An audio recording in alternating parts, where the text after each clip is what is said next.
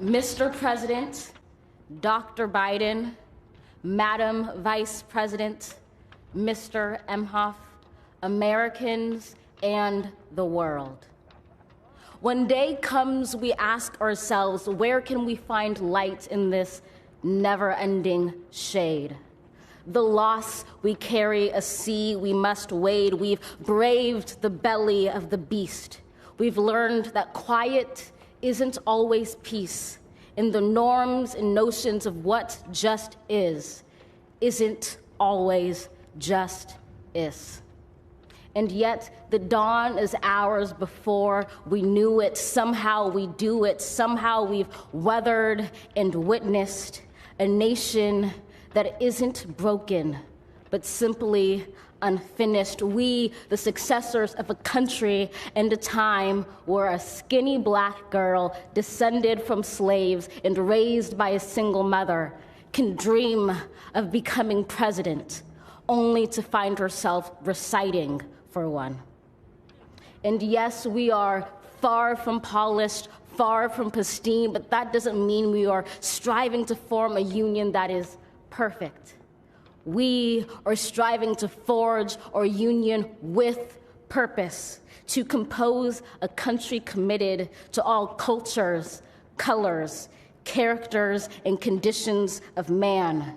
And so we lift our gazes not to what stands between us, but what stands before us. We close the divide because we know to put our future first, we must first put our differences aside. We lay down our arms so we can reach out our arms to one another. We seek harm to none and harmony for all. Let the globe, if nothing else, say this is true.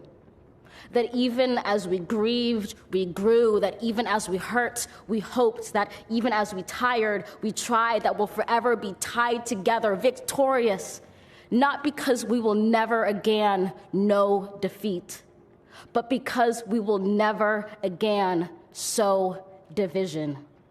Scripture tells us to envision that everyone shall sit under their own vine and fig tree, and no one shall make them afraid. If we're to live up to our own time, then victory won't lie in the blade, but in all the bridges we've made. That is the promised glade, the hill we climb, if only we dare it, because being American is more than a pride we inherit. It's the past we step into and how we repair it. We've seen a force that would shatter our nation rather than share it, would destroy our country if it meant delaying democracy. And this effort very nearly succeeded.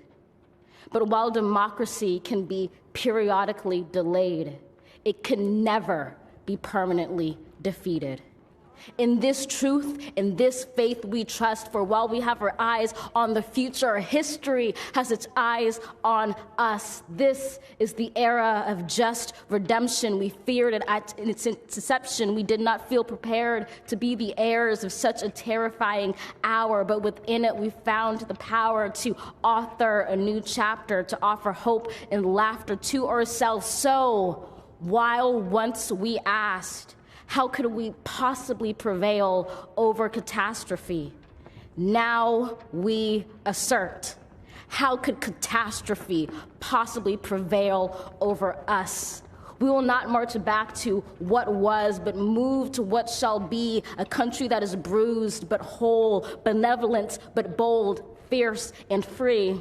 We will not be turned around or interrupted by intimidation, because we know our inaction and inertia will be the inheritance of the next generation. Our blunders become their burdens. But one thing is certain: if we merge mercy with might and might with right, then love becomes our legacy and change our children's birthright.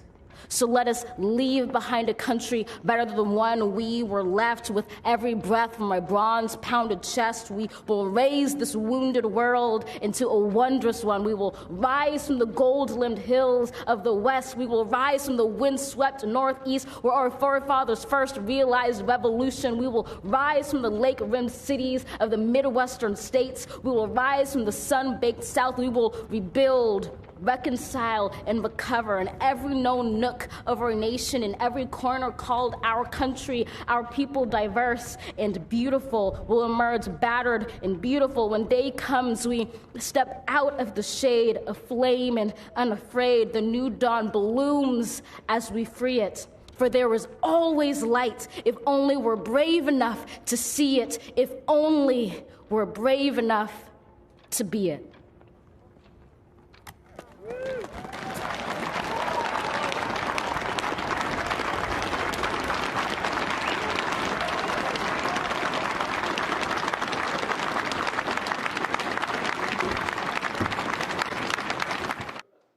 Shepard Smith here. Thanks for watching CNBC on YouTube.